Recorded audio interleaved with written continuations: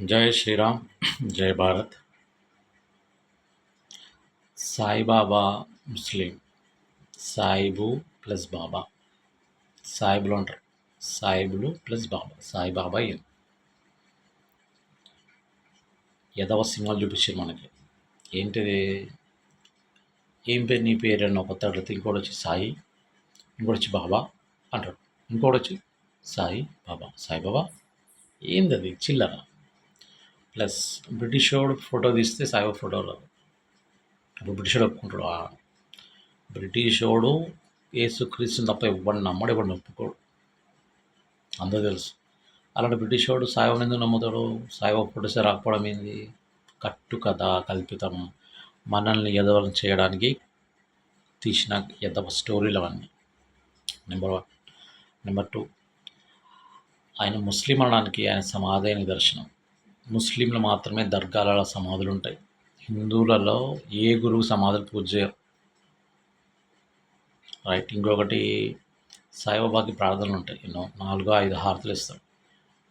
అల్లాకి ఎలాగైతే ఇస్తారో ఆ హారతులు నమాజులు సేమ్ అదే టైంకి నీకు ఇస్తారు. ప్లస్ అల్లాకి ఎలాగైతే అరుస్తారు, గట్టిగా అరుస్తారు, అల్లాహు అక్బర్ అల్లా బిస్మిల్లా ఏమో అరుస్తారు, సేమ్ అలాగే సాయిబాబా కూడా అరుస్తారు. రాజాదిరాజ్ యోగిరాజ్ పరబ్రహ్మదాన్ గురు సాయిలా అరుస్తారు. ముస్లిం సాయిబాబాని నమ్మడం నమ్మొచ్చు, నో ప్రాబ్లం. కానీ సాయిబాబా గుళ్ళో సనాతన ధర్మ దేవి దేవతలైన శివుడు, నంది, వినాయకుడు సాయిబాబా కాళ్ళ కింద పెట్టడం పాపం, దోషం.